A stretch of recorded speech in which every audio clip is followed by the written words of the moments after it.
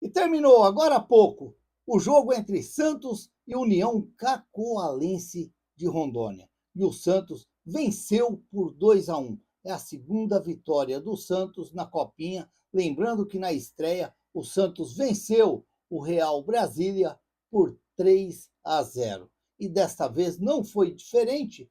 2-1 para o Santos, com 2 gols de Matheus Xavier. Olha, mas por tudo que foi o jogo, não foi aquele jogo tão espetacular como às vezes os torcedores do Santos poderiam imaginar. Que o Santos poderia até dar um show dentro de campo e alegrar um pouquinho mais os torcedores do Santos. Pelo menos eu não vi assim, não. Eu vi um jogo bastante enrolado, principalmente no primeiro tempo, quando o time de Cacoal não conseguiu chegar ao gol do Rodrigo Falcão. Não teve uma bola chutada, então foi aquele jogo onde que dava aquela impressão que o Santos ia fazer 2, 3, 4, mas na realidade, quando o Santos chegava ali na entrada da área ali também, parece que pecava. Às vezes teve algumas chances interessantes, mas não foi tudo isso assim que a gente esperava.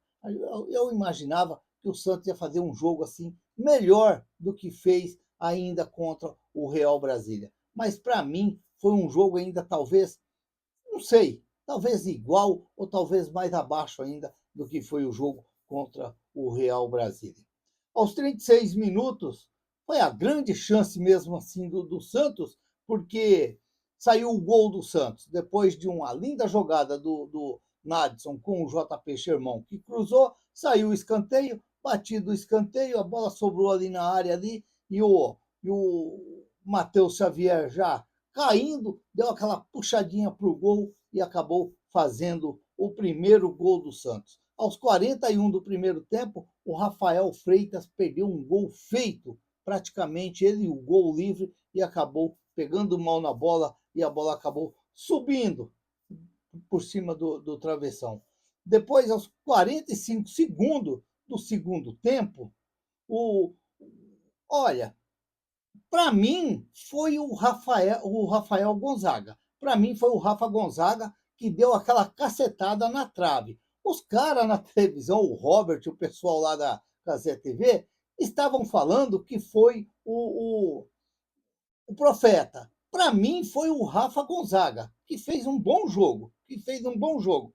Para mim, foi ele que deu essa cacetada no gol. Parece que os caras da Casé TV, eu não sei se eu que vi mal ou se era eles que estavam vendo mal. Porque no primeiro tempo também, aquela chapada de direita que a bola passou perto do gol do goleiro do Cacoalense, para mim foi o PP Firmino que bateu aquela bola. E os caras falaram que foi o Matheus Xavier. Eu, como se diz, fiquei acreditando porque a fase do Matheus Xavier está muito boa. Mas, para mim, foi aquela chapada, foi o PP Firmino que bateu naquela bola. E aí, essa bola na trave, para mim, foi o Rafa Gonzaga. Mas eles acharam que foi o Profeta. Vamos ver se acontecer ver o lance de novo depois. Eu quero ver e tirar as minhas dúvidas. Talvez esses dois lances aí que seria interessante. Aí, aos 60 minutos, pênalti para os caras. O Lucas Ian achou que era vôlei e acabou levantando a mão e acabou o pênalti para os caras. O rapaz fez o gol, bateu muito bem o pênalti, bola alta, difícil para o goleiro, e acabou o Cacoalense empatando o jogo. E aí, aos 61 minutos, foi batido o pênalti, saiu o gol dos caras, e aos 68 minutos, o Matheus Xavier prova que a fase está boa, subiu de cabeça, cabeceou a bola, não forte, e o goleirão se enrolou todo com a bola e acabou saindo o segundo gol do Santos, e ainda bem que foi o gol Salvador do Santos. Aí o Santos teve mais alguma chance, o Pedro Assis que saiu na frente do goleiro, acabou não alcançando a bola, e por último ali o Felipe Laurindo, que fez uma bela jogada pela esquerda, bateu forte o gol, a bola passou de frente ao gol, poderia até ter saído o gol, se saísse seria um gol muito bonito. Mas foi um jogo assim muito atípico, assim, achando que poderia ser um jogo melhor para o Santos, mas a gente também entende que a copinha é molecada, molecada que às vezes precisa ainda um pouco mais de experiência, meninos muito novos também, nem todos ali já estão ali com a idade ali que pode ajudar melhor com a experiência, então acontece muitas vezes isso aí. Então, vamos aguardar agora, porque agora é contra a São Carlense. E é claro que para o Santos é um jogo simplesmente para cumprir tabela, porque ninguém mais alcança o Santos na pontuação para tentar tirar o primeiro lugar do Santos, já classificado, e aí vamos ver, é mais um jogo agora para o Vinícius Marques talvez dar uma segurada em alguns jogadores ali que vêm jogando direto, para poder dar chance para outros meninos, como o Vinícius, como o Vinícius Fabre, o próprio Benício, que talvez pode ter chance também para jogar, que são garotinhos que bate bem na bola. Vamos ver, vamos aguardar aí para a gente ver agora o que ele vai achar de fazer no próximo jogo. O próprio Lucas Jaime, jogadores que talvez o Samuel Pierre, talvez pode ter um pouquinho de oportunidade para jogar também a copinha. Tem que dar chance para os garotos. O Rodrigo Falcão não fez nada no jogo. Nem no pênalti, o pênalti ele pulou no canto certo, uma bola bem batida no alto, não, é, não influencou em nada o Rodrigo Falcão.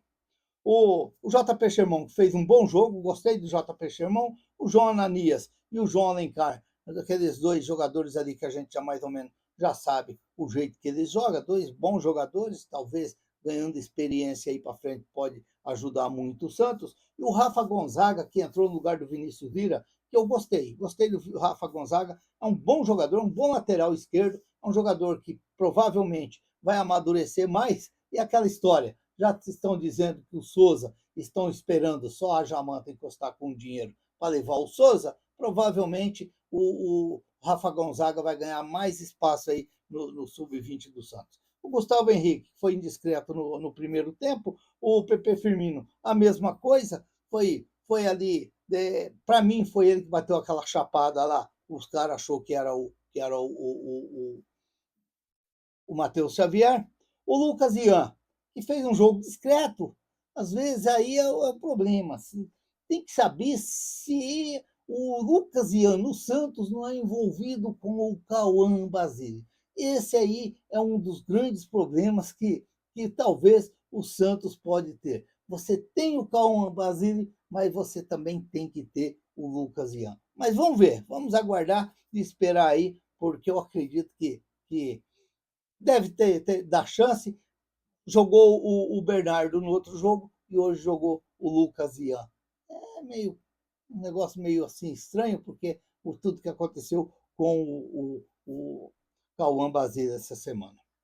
O Nadson, que para mim é uma promessa excelente do Santos, esse daí provavelmente logo, logo vai ter oportunidade no Santos Grandão, porque ele não cansa, ele corre, ele é incrível, um menino de 16 anos, mas não perde como a gente brincava no tempo de criança, não perde a estrembeira para correr atrás da bola, para marcar, para atropelar, e é um jogador muito interessante, muito interessante. Acredito que conforme ele vai ganhando mais experiência, ele vai se ajustar mais ainda e vai crescer muito dentro do futebol. O Rafael Freitas perdeu um gol que não poderia perder, o centroavante não pode perder um gol daquele e não pode também errar a cabeçada que ele errou ali, parece com um olho fechado para cabecear a bola. O centroavante tem que estar sempre de olho aberto, porque a bola tem que ser cabeceada de olho aberto. E ele acabou errando aquela cabeçada que se vai no gol era problema para o goleiro. Aquela bola ele tinha que ter jogado dentro do gol. E o Matheus Xavier, inexplicável. 2 gols, dois jogos, 4 gols, é o artilheiro da Copinha, e aí a fase está boa, além de ser um bom jogador, um jogador que certamente vai ter chance lá no Santos Grandão, e aí a gente fica sempre nessa expectativa de novos meninos surgindo aí para o Santos. Aí entrou aí o Kenai, entrou o Profeta, entrou o Bernardo, o Felipe Laurindo, o Pedro Assis, e no finalzinho entrou o Gabriel Fomer. Todos jogadores, o Bernardo já tinha jogado no outro jogo, acho que o Profeta também tinha entrado, o Kenai. Então, são jogadores que a gente vai ver direto aí no Santos, na Copinha, na Copa São Paulo, e acredito sim que o Santos tem chance sim de chegar longe, mas tem que jogar às vezes um pouquinho mais sério, às vezes jogar um pouquinho mais equilibrado dentro de campo, porque o primeiro tempo foi muito ruim do Santos, apesar do Cacoalense não fazer nada naquele primeiro tempo e só evitou de levar gol, mas mesmo assim o Santos não foi aquele time que poderia ter feito algo diferente naquele primeiro tempo, pelo futebol fraco que jogou o adversário. E aí no segundo tempo deu aquele pouquinho de emoção, porque o Cacoalense resolveu sair um pouquinho mais lá de trás e tentou até uns contra-ataques ali com 2, 3 jogadores ali tentando ganhar na corrida dos jogadores do Santos, até que saiu aquela falta ali pela direita, saiu o pênalti, os caras empataram o jogo. Poderia ter complicado, claro, um jogo que poderia ser fácil para o Santos, de bobeira poderia ter se complicado dentro do jogo. Mas pelo menos veio a vitória e aí, pelo menos, os torcedores do Santos ficou um pouquinho mais tranquilo. E agora, esperar o jogo de sábado, me parece que é sábado, contra a São Carlense, e aí esperar para depois ver os cruzamentos dos grupos, ver com quem o Santos joga na outra fase. E quanto o Santos grandão, é a expectativa dos torcedores do Santos. Para muitos, não se cansam de falar em Loyola, não se cansam de falar em Rony, não se cansam agora de falar até mesmo em Thiago Maia, ou talvez alguns outros que vão aparecendo aí no radar dos torcedores do Santos para ir comentando. Eu só quero imaginar mesmo é que o Voivoda esteja preparando esse Santos para o jogo contra o Novo Horizontino, sábado, na Vila Belmiro, às 16 horas. E aí já começa a ganhar força que o Souza vai vir a proposta do Tottenham para levar o Souza para a Inglaterra. É uma pena, é aquilo que eu falo. O Santos fabrica e os outros usam. O Santos vai fabricando e os outros vão usando. É o caso aí. Vai sair o Souza, chega o Vinícius Lira, aí como eu falei aí do Rafa Gonzaga, que vem chegando também, e aí é aquela história. Vai fazendo e vamos vendendo.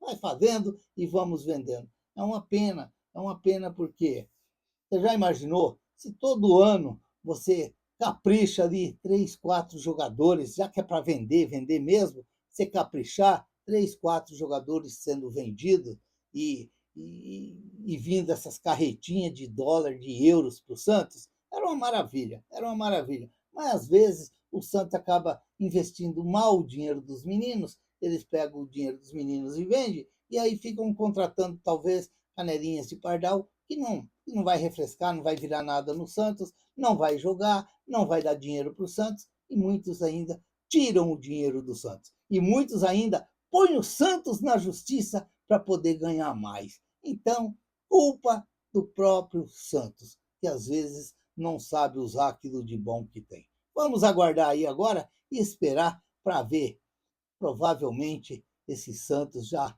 contra o Novo Horizontino, fazer um bom jogo e deixar os torcedores do Santos animados, porque essa é a realidade que estamos esperando para 2026. O Santos que ainda não vai ter o Neymar que está já, né, treinando lá em Santos, lá, mais claro, no interno, porque está se recuperando da cirurgia ou da artroscopia que fez no joelho, e aí ficar na expectativa logo em ver o Neymar com o Gabigol, de repente com o Robinho Júnior, com o Roleza, com esse pessoal lá, que é a realidade do Santos. Eu não quero ficar muito sonhando com negociação daqui, negociação de lá, porque para mim está tudo diante daquilo que eu falei logo depois do jogo do Cruzeiro. Era 3 reforços. Para mim, era 3 reforços que o Santos tinha que trazer. Era a renovação do contrato do Neymar, está assinadinho, bonitinho. Era a chegada de um centroavante, que para mim é o Gabigol, chegou. E aí o outro era o trabalho do Voivoda. Eu acredito que está acontecendo, e esses daí são os 3 reforços principais que o Santos precisava para esse time. E aí acreditar mesmo que esse Santos vai dar liga em 2026. Vamos acreditar, sim.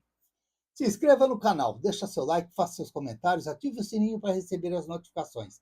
Eu sou o Raul Schott, ficam todos com Deus, até o próximo vídeo, se Deus quiser.